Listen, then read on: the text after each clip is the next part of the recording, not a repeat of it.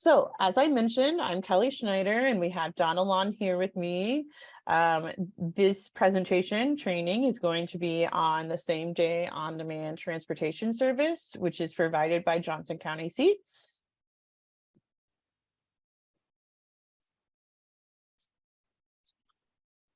Okay, here's Dawn and I. What's that? Oh, I think it was maybe just some background noise. Okay. I cannot see your faces anymore. So if anybody, needs to pop back in, just let me know. Okay, so I'm Kelly. I am the mobility coordinator. So I work over here in the social services department for the county. My role is to connect people to transportation resources. So I've been working on this project and kind of connecting people to the project that maybe aren't working with one of the human service agencies in the area. And then we have Dawn, and Dawn, I'll let you go ahead and introduce yourself. Yep. So my name is Dawn Alam. I've been working for Seats for 14 years now. My official title is Transportation and Fleet Supervisor. I wear lots of different hats, but one of them is managing some of the projects that we have going on at Seats. And so this is one of the things I'm working on. Perfect. So this is how we're going to lay things out today. We hope to get this squeezed into an hour, but it is possible that we may just go a bit over. If that does happen, I have everybody's email addresses from registration. So we'll definitely make sure to send out the slide deck and the recording of the training in case there's anything you missed, and you're welcome and encouraged to share this with those that you work with. Okay, so this is what's on the menu and kind of how we'll lay things out, and we'll go ahead and get started with the background. So the same day on-demand service really was an opportunity that came up from COVID relief funds. So more specifically, the ARPA funds, as we call it, the American Rescue Act. And what these funds did is it allowed the county to start a new service and allow Seats to still offer that door-to-door service, but for those that maybe aren't paratransit riders or don't have paratransit yet, and find themselves in situations where they don't have an alternative form of transportation. So the idea behind this service was to fill those gaps within the county. And that's really what we've been focusing on since the project started in the summer. So as an overview, the project does operate anywhere within Johnson County. We'll talk about the referral process, but once you do have that referral, you can use the service to go anywhere within the county for any reason. We're not asking you what your travel needs really are. That's up to the discretion of the rider to make that determination. The service is currently running Monday through Friday, 7:30 a.m. to 4:30 p.m. And rides are booked directly with the driver, which we recognize is a really different way of doing transportation service. So we'll kind of talk through that a little bit as we go. And just as a note, there will be no rides that are taking place on county holidays. Okay, so who's eligible for this? So this service, as I mentioned, is really designed to fill the transportation gaps. So first and foremost, this service is to serve those that live outside of the public transit coverage area or are traveling to those fixed route or areas that aren't served by the fixed route transit systems.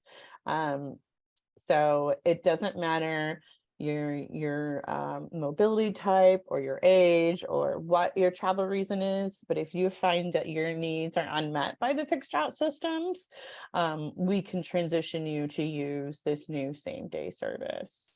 And also I should have said, you don't have to hit all of these eligibility bullets. It could just be one, although we have found that a lot of people do fall into more than one category.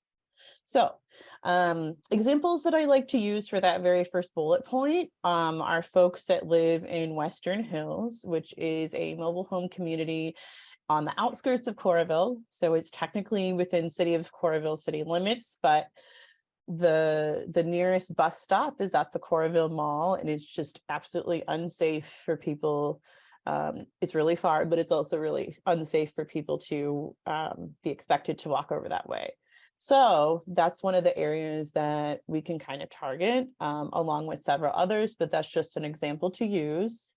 That can also be flip-flop. So if, let's say, there's a person in the urbanized area where there is coverage and they want to travel to a location that's not on the bus route, an example I like to use is the Johnson County Historic Poor Farm. So that's on the very west end of Melrose and is, again, very, very far and not safe for pedestrian travel to get there. So if anybody wanted to travel to the Poor Farm and did not have transportation, they could sign up to use this same-day service. All right. The next bullet point that we have is individuals that are applying for and awaiting paratransit approval. So by the looks of the roster, I imagine some of you have completed the paratransit application before, and all of its lovely dozens of pages. Once that application takes quite some time. The writer themselves has to fill out the assessment, and then a medical professional has to fill out part of that. So that act of getting those pages filled out on your end and then transferring it to a medical professional kind of takes some time. And then once it's actually turned in, the transit systems by law are allowed 21 days to process those applications. So what we've seen is there's a lot of times where people may have travel needs during that period of time. So in the case of our same day project, we're offering them temporary approval until they actually officially get that paratransit status.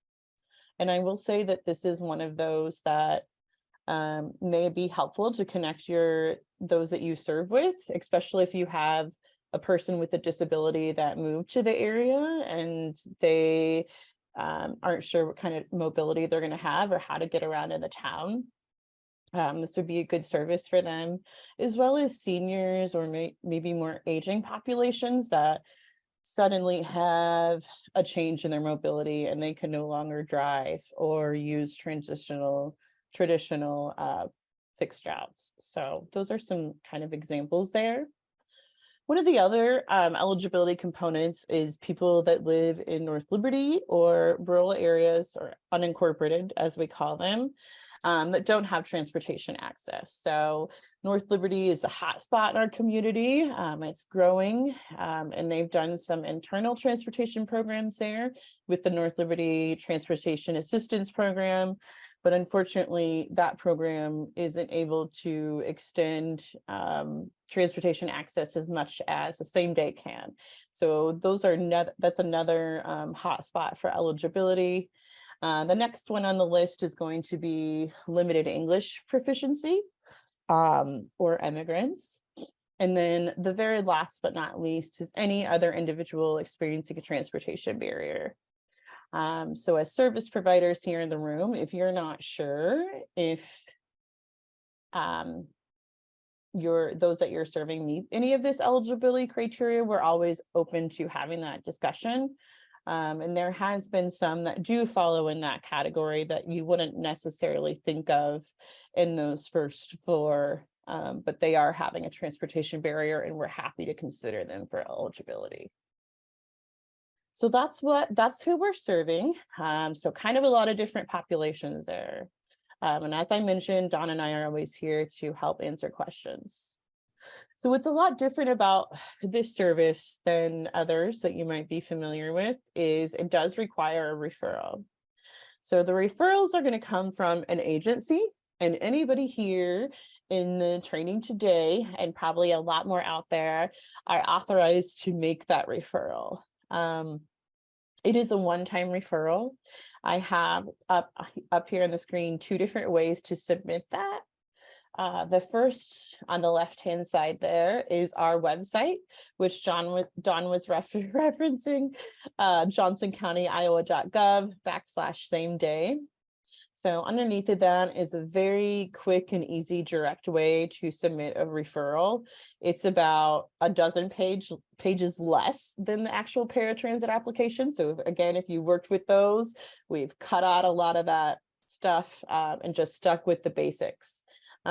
If you ever do need to print or you would rather do a fillable PDF, I have a screenshot of that here on the right-hand side of the screen.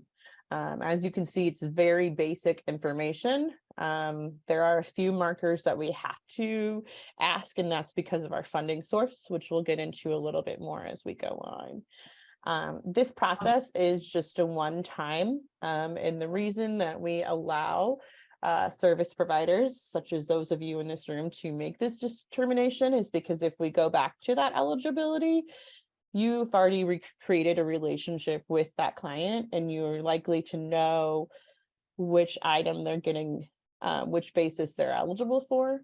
But that's not always the case, and I am here to pick up anybody that you're not quite sure about, and I can work with them directly on that. So we trust you guys as local providers to make the determination on, okay, I think this connects with some of the different markers that Kelly was mentioning. We can go ahead and submit that referral.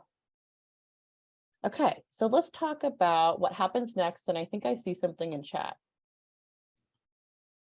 Perfect, Leslie. Yes, we definitely will get to that question. And I think it's going to come up here pretty soon in this next session.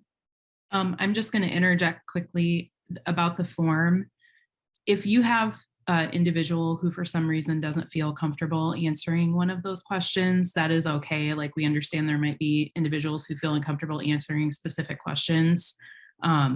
Just an FYI, it's not, we really want to have this information, but it's not required for them to be able to use the service. Perfect. Thanks for sending that in. I wasn't sure if that was in there later. So I think so. We cover a lot. So let's keep moving along. So this section will be on referrals, and we'll go ahead and get into the questions. So first question is, how do I make a referral? And for that question, the answer is going to be submit either one of those forms that we just showed on the previous slide. The PDF, again, is fillable. You can also print it and scan it in if you prefer. The email, once you have that completed, you need to email it to the SEATS ARPA team with the email address there. Or if you have that access, you can submit it directly online, which will automatically send it to our team for review. I think a good chunk of you, especially Voc Rehab, is on our approved provider list. If you're not on that list, we can add you, and it's super easy. So I know DVIP's here, and we just got them added recently. We want to be able to make note of the different agencies that can make the providers. And if your name is not on that provider list that we have, it's pretty simple to add that. So just let our SEATS ARPA team know at the email address. And we do specify on the webpage that people should only contact you if they have a working relationship with you. So you won't have random people reaching out to you. If anyone doesn't have a working relationship, we're happy to make a referral for them. Yes, and I will take all the random people. So that is what I I fill in the gap for that. So anybody that's not working with you, I can take that on. Okay, so Leslie, I think this should cover your question here. So what is the referral process like after a referral is made, and how long does it take for an individual to get approved? Okay, so first question, once that referral is sent in, whether that's the automatic form or by email, you'll receive a confirmation. So that confirmation will come to you most likely by email. It can also be phone call. And within that, we will let you know whether or not that person is approved. Upon that confirmation, the person that you're referring can immediately start booking rides. And again, those rides are scheduled directly with the driver. The driver has a cell phone, and it's a couple of different drivers depending on the day of the week. That cell phone number is 319-381-2658, and you'll see that up several different times. It's also on the form itself. What's that? It's also on the form itself. Yes, so absolutely. Yes. So the referral form, you'll find that phone number. Okay, so how long does that take? Generally, if you're sending this in between the 8 to 4:30 Monday through Friday timeframe, our team of 4 individuals that are reviewing the applications typically get back to you within an hour.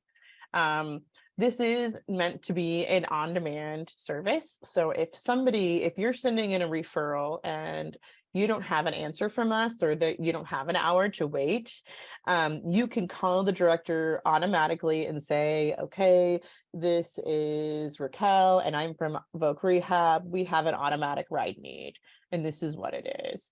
And the driver is trained to discuss that with you and see if they can fit that into the schedule. So hopefully that will answer your Likely, question. And then what's the next one? most likely what would happen is the driver would call a seats supervisor and ask if it was okay, and we would say yes. So they might have to call you back, but you can always call them. You could also just call the seats office Perfect. at our main line. And Yes. And then does Leslie asked the question, does the confirmation come to the referring agency or to the individual? So to answer that, that would go to the referring agency. If you specified in your referral, we could contact the rider directly, but ideally, we kind of visualize you already working with them, or maybe they're there in person or plan to return. You would provide that notice. But if you have a specific arrangement, we can definitely accommodate that, no problem. you could just write it like there's a section on the form where it says either the rider contact or the referring provider section. Just write, please contact the rider if and when they're approved, if that's. We would definitely be able to see that note. So we're definitely working pretty quickly as long as they come during those normal business hours. Okay, perfect. Let's keep moving along here. So this is kind of a double question. What if there is an urgent referral and we do not hear back from the seats team? So maybe Monday was a perfect example. The county recognizes President's Day as a holiday. So none of us were working on Monday, nor was the on-demand service operating. So let's say it isn't a holiday and you, again, have that urgent ride need. Agencies would be able to call the driver's cell phone on behalf of the rider and explain that trip need, and then work to get that referral form submitted as soon as possible. So next question is, how long is a rider approved for?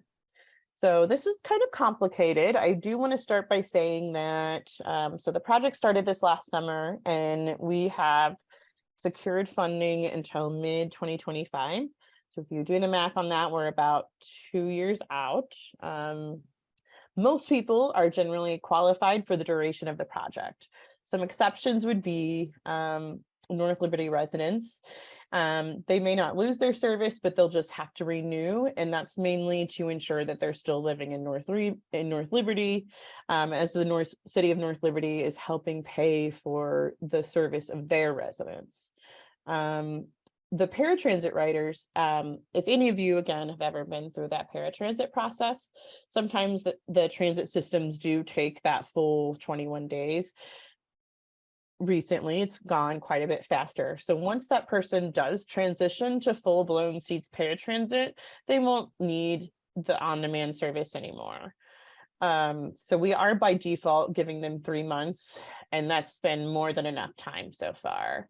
But if for some reason there was an appeal or it did take longer, we can again revisit that. If there is an end date on their approval, we will communicate that with the rider. Okay. And I think there's something in the chat. I'm in North Liberty. Do we get a notice if the individual is close to their end date? John, I need help with that question. Are we also notifying the referring provider? So what we've been doing is, and this is kind of new because North Liberty, it's basically what's happening is if you're referring somebody who's a resident of North Liberty, we're going to immediately let them ride. But then we're going to tell you, we want you to check in with the special projects coordinator at North Liberty, Angela. And for most people, she wants them to apply for North Liberty's transportation assistance program because that covers specific needs and it's less costly than this. What I've been doing is when they expire, I notify North Liberty. Usually she's already talked to them and it's taken care of. If it wasn't, then we would reach out to either you or the rider. Yeah, I think we can definitely accommodate that, especially Leslie, I think you're from the pantry, so I imagine you're kind of seeing these riders on a regular basis.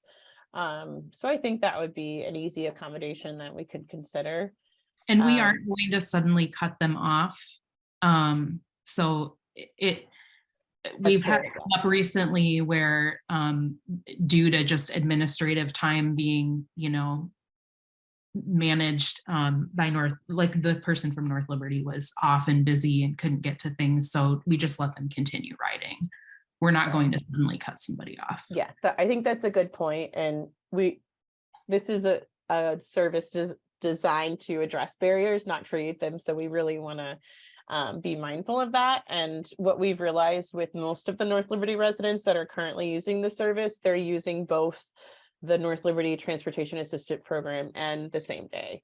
So they have a whole menu of options there to work with. Okay. I have a quick question. I thought it'd be easier than yeah, please go chatting ahead. it in. This is Leslie from the pantry. So you had kind of said that if we refer people, I just want to make sure I understand this correctly. If I refer someone for this program before they can get approved for this program, they're getting referred to Angela to look into that program first, or did I misunderstand that? No. So what's happening is we're immediately approving them for this program if we think they qualify. And if they're a resident in North Liberty, it's pretty much a given that we'll transport them.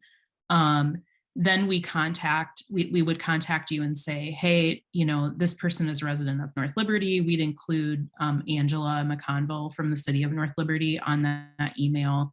And then we let them ride a month to 3 months, depending on how long it takes Angela to get in touch with them. If they're already signed up for the North Liberty Transportation Assistance Program, then it's a non-issue. North Liberty is just contributing to that cost, so they want to make sure that they're using their program if they can. And also, some people just don't know about it, so it's also making sure they know what's available to them. Okay. Does that answer your question? Yeah, I just wanted to make sure it wasn't like, oh, hey, I'm referring you, but then you have to do like 12 other steps, since this program just sounds so easy. And like you said, you're trying to not create more barriers. And sometimes I know that can be a lot of our families maybe don't have their own cell phone or don't have different ways to like reach out. And so I just wanted to make sure that if I was signing them up for this, it wasn't like, then it was going to send them down this rabbit hole of having to talk to 12 other people and then get frustrated and just give up on trying to get the help. So I just wanted to double check. Yeah, so they would immediately qualify for that. For this, the expectation would be that they would also, apply for the North Liberty program. But if we've got specific scenarios where there's a reason they're not, we can work with people. We don't want this to be a barrier. The main issue we had when we set this up was there's certain information we need in order to get the funding, which I'm sure most of you guys can relate to. And the easiest way seemed to be to do that just one time to get that information. So, and then I think for North Liberty, as far as like kind of renewing them after that year, it's just a matter of them confirming they're still a resident. They were only worried if someone moved out of North Liberty, then they don't want to pay, for part of that person's services. So. Understandable. Thank you. Yeah. That is some good discussion. Thank you guys for taking that. Okay, so we're going to transition to booking, but before we get into actually booking the ride, is there any other questions about the referral process, that one-time referral process? You're welcome to do chat or just start talking.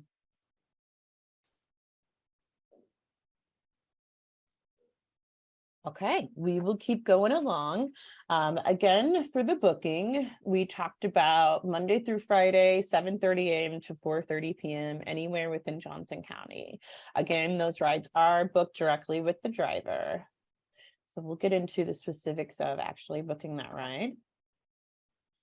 Okay, so the first one we're going to talk about is, what if the rider doesn't speak English? So if you remember back to the eligibility, one of the criteria or the eligibility components is if somebody has limited English proficiency.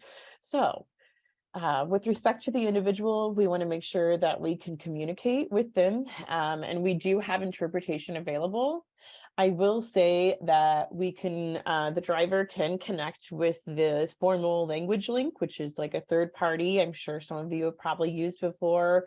It is kind of a timely process. So we also encourage those that don't speak English to text the driver, and that is a perfectly fine, okay way to communicate the rides. And we'll talk a little bit more about the specifics of that. But with the texting, that will allow the driver to use Google Translate and the rider to use Google Translate.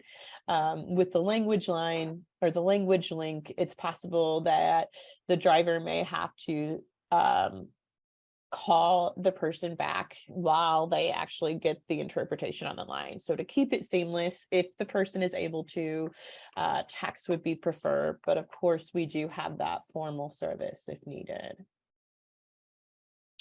And please make sure to let us know on the form what their preferred language is if you have someone with limited English proficiency, so that they know when the person's calling. That's the negative of the interpretation, is if they call and they don't recognize the language, it gets challenging. So That is a good point. And we do keep a note on that person's profile, what language that is, so that we can, have that ease of translation when needed. Okay, so we talked about this being a same day on-demand service. So the question is, how soon in advance do I need to make a ride request? And the answer to that question is, rides are booked the day of the trip need, and it is done in a first come, first serve order. And that is because we only have one driver and one vehicle. So when a rider first learns that they have a travel need that they need to travel to, they would want to make that ride request as soon as possible. The drivers do start their shift at 7 a.m. So there is that 30 minutes before they start the pickups that they can start taking the ride request. If somebody texted or called in the middle of the night for the ride, that would not be responded to. So it's not until 7 a.m. And then how soon after a ride request will the driver arrive? And there's a lot of varying factors in here. There may be a case where if a driver is out in North Liberty and the next person that calls is in North Liberty, they can be there with less than 10 minutes. But if they're driving from North Liberty to Southeast Iowa City, that's going to take quite a bit longer. So the drivers will be able to communicate that with you at the time of your booking, if they're going to be available for that designated time, or if there's going to need to be some negotiation. But again, if the people you're serving have scheduled needs, or like a doctor's appointment or employment that they're traveling to, it is good for them to make that request to first thing in the morning at 7 a.m. Okay. Can a ride be made in advance for a medical appointment? So at this point, all the trips, again, are made the day of the trip. So if somebody has a medical appointment that they're traveling to, they can make that reservation as early as 7 a.m. So anything outside of 7 a.m. to 5 p.m. will not be responded to. And next question is, we are a referring provider. Do we still need to fill out the referral form? So the answer to this is yes. Each rider needs a referral form. And again, that's just one time. And Dawn's kind of talked about who we report this information to. And that's going to be the Department of Treasury. So the questions on the form are directly related to the information that they need.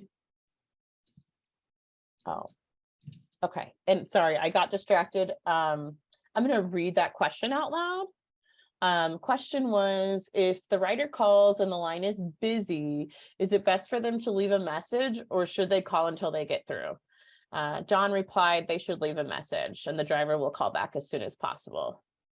So it is a cell phone too. So, you know, I imagine it's just directed to the voicemail in the event that there's no answer. Yeah, so it would go to voicemail and the voicemail says the information that they want, but it is helpful when the rider leaves a message if they say who they are, where they're going, where they want to be picked up and dropped off and what time, because that way the driver can call them back and have full information. So that's perfect. Yes. And I think that, Donna, I know that the limited English proficiency populations are doing a lot of texting, but are other writers too? Yeah, we have a lot of writers are texting. Yep. Yeah. Limited So, and yeah. So that gets into our next question. Can you make a ride request by text? And absolutely. So the details that you need to provide is your name, your pickup address, where you're going, the address there, and the desired pickup time. Important thing here is to make sure that the driver responds back with that confirmation. So if you don't get your confirmation, you're going to need to make sure that you double check it. And that leads us into the next question is, what if I made a ride request and I did not hear back from the driver?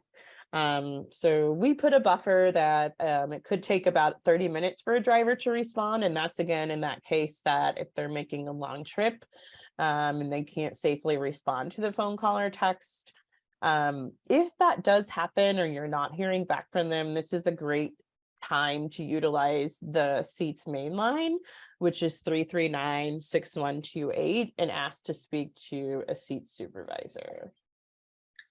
They do have the vehicle that they drive has Bluetooth, but they can only answer the phone with one touch. So if they know the person doesn't speak English and is going to need an interpreter, then a lot of times they won't answer because they know they're going to have to call back through the interpreter, and that's not a one-touch phone call over the radio.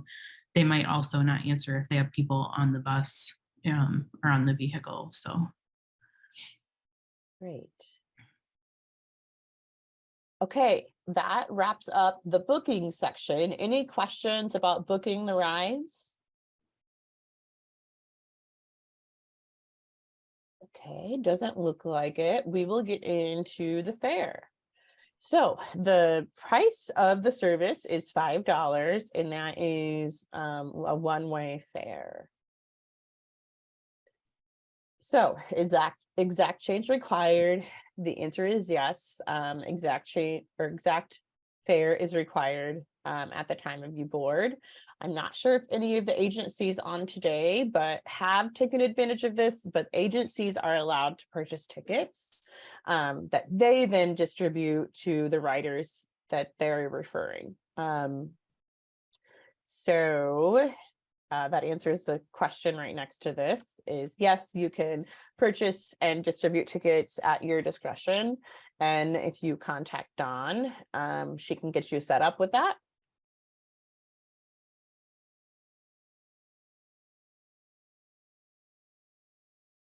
Can we pay after the driver drops off a rider? And I'm imagining this happens quite a bit in our office. Maybe this has happened to yours too.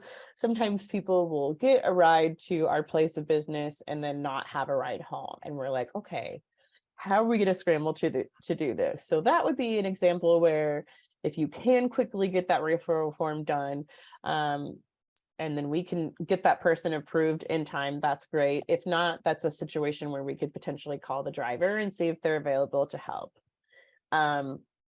If you need to pay on behalf of the of the rider, you could use that pre-purchase ticket to do that. Or if you had the cash available, you could pay on that person's behalf. Or in a vice versa trip where, let's say you have essential services you're providing to somebody and they need to get to your place of business, but they don't have that $5, you could pay the driver upon arrival. So the only thing we would have there is if let's say someone was coming to you to seek services, you knew they were going to call, they were already referred, you were going to cover the cost, but you couldn't get the ticket or the fare to them in advance. We'll collect it when we get there, but I would want you guys to reach out to the driver and let them know. We wouldn't want riders just saying, oh, they're going to pay when I get here. We actually would want to hear that from you. Even a text would be fine. Right. I think, yeah, the key is for them to know ahead of time, because otherwise the drivers will be trained to collect the fare when the person boards. So. Yeah. So if someone from your agency didn't contact the driver saying that you had a ticket you were going to give them when the rider got there, the driver wouldn't transport them. So you'd want to make sure they knew that.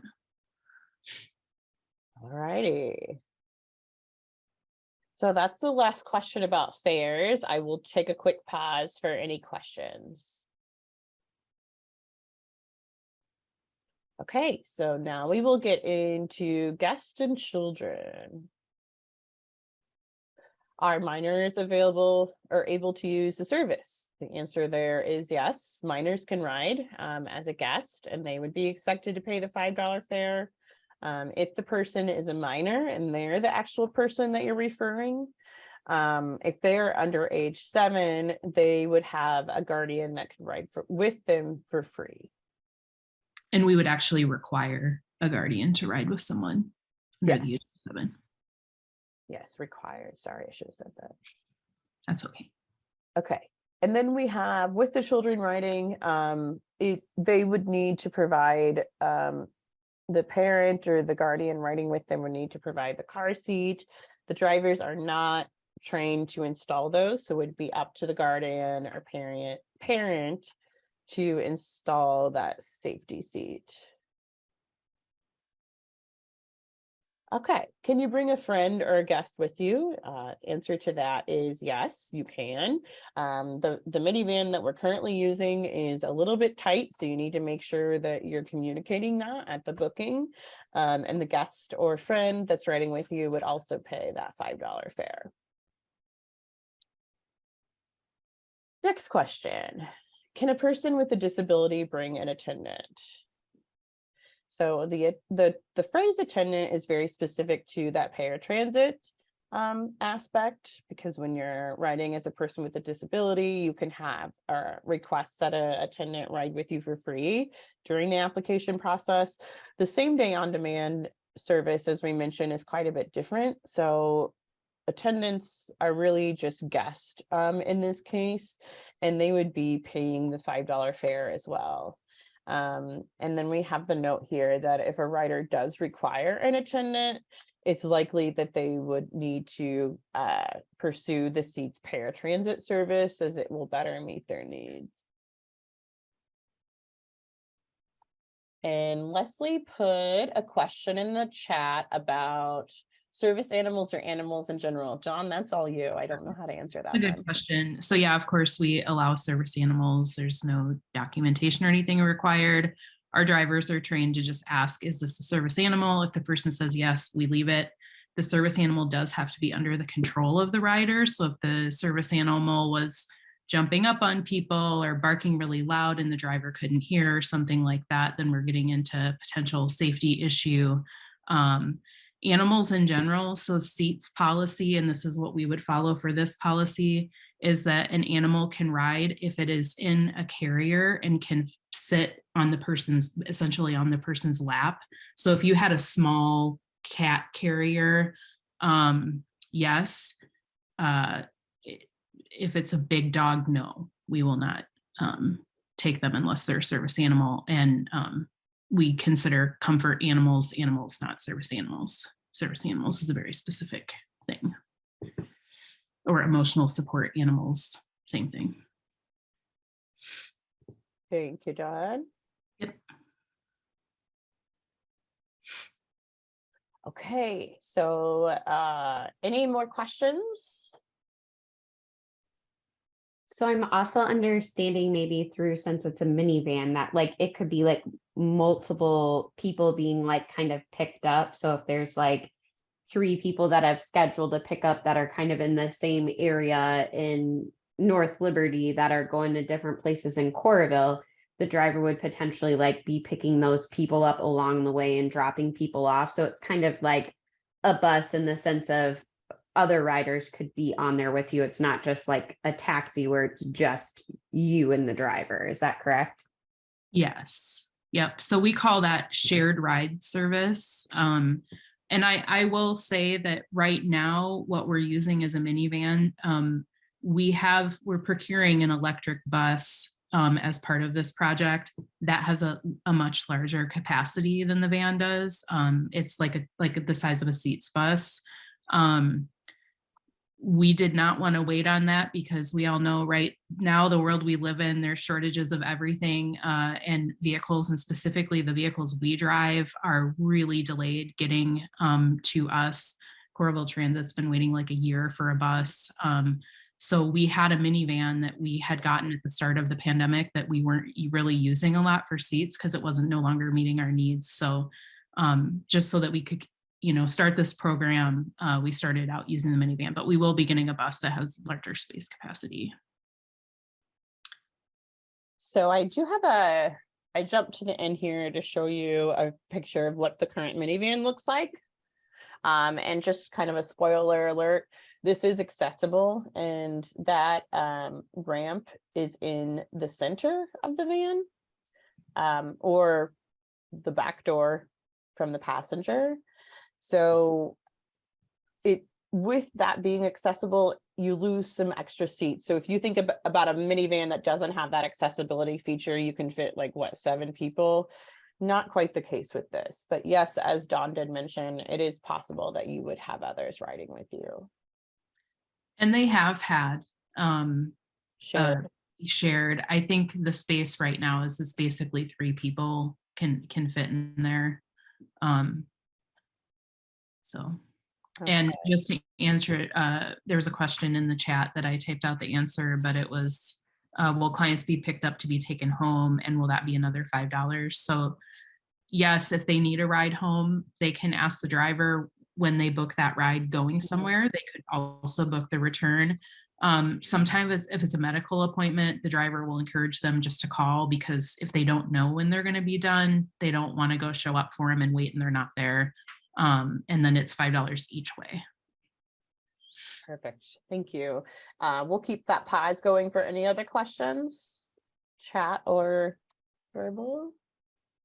Okay, we're getting close to the end here. We're going to talk about service interruptions. So that's just kind of a fact of life here for transportation in the Midwest. So starting with weather interruption. So what if there is bad weather? How do I know if the same day on-demand service is in operation? So to answer that question, the service would be announced on KCRG and then all of the county social media accounts. If somebody doesn't have access to either of those platforms, they can also call or text the driver between that 7 to 5 time and ask them about the service operation. So what if you miss your ride? So luckily this hasn't happened yet, right, Dawn? Oh, I'm sure somebody's missed their ride. It's not a problem. Okay, Yeah. good. So most people that need this service are have been able to catch it. So if you do miss your ride, this would be a sample where you'd want to contact the driver and see if there's any way that they can get you rescheduled. There's no promises that they can make there. And if that does become a habitual problem there, that could result in loss of service. But right now it's been going pretty well.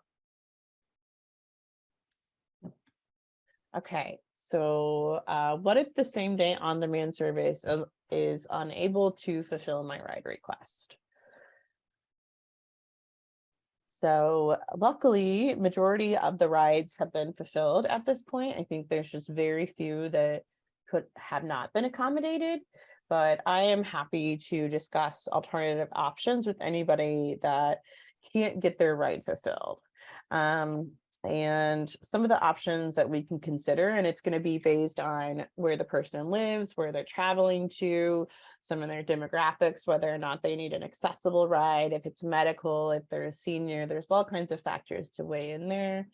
But some of the options that we could consider would be an accessible transportation business if somebody needed that level, local transportation services that are private pay, such as CPS or Anaman. Then we also have public transit. So I'm always an advocate for that and can provide education to people if that's something they would like to consider using, if it works for them in that case. Then we also have different senior transportation programs, as I mentioned, and then of course, taxi, Uber, and Lyft. And we just got another question in the chat, which says, when agencies purchase tickets, do we get a discount buying tickets in bulk, or is it still $5 per ticket no matter what? Yeah, so there is unfortunately there's no discount. The main reason we did the tickets was because we knew that there were going to be agencies that wanted to cover the fare for the riders. And billing them was just way too complicated and big of an administrative task for us to absorb. But yeah, good try. Yeah, I like that too. Yes. Okay. Any other questions? Okay, we are getting really close. I understand if anybody needs to take off to a 2 o'clock, but we're getting pretty close. So now we just kind of have other things that didn't fit into the other category. So I have a picture of the ramp, and this is yesterday, so you can see why it looks in the condition it does if you were out and about yesterday. So this would make a seamless no step entry for anybody that wanted it. Wheelchairs are what it's mainly intended for, but if somebody wanted that ramp, they could by all means make that request. I don't know if this is in here, but this actually just came up yesterday or the day before. If you have an individual that uses a large wheelchair, make sure to put that in the referral form, because large wheelchairs don't always fit well in the van. It's actually difficult for them to get forward facing, and we won't transport them sideways facing. So if there is someone that has an oversized chair, we do have a backup, like regular seats bus that the driver can take. So if they tell the driver, I have an oversized chair, the driver will make sure to take the bus that morning so that they can accommodate that ride. We just need to know in advance. That's a good addition. Thanks for adding that, Don. Yeah. Okay, so first question is, can I bring my groceries on the van? So the answer is yes, as long as that item, grocery or whatever it is that you're carrying on, is not too large or awkward or complicated for the driver to carry by themselves. In terms of bags, grocery bags can be about 8 bags or a total of 20 pounds. Next question. I have a wheelchair. Is the van accessible? So spoiler alert, you already saw that. Yes, it is accessible. And because these are paratransit drivers, they have the best training ever to accommodate those different mobility devices. Okay, and now we just have open-ended questions. So if something wasn't fit into those questions before or came up now, we will open the floor and allow people to ask.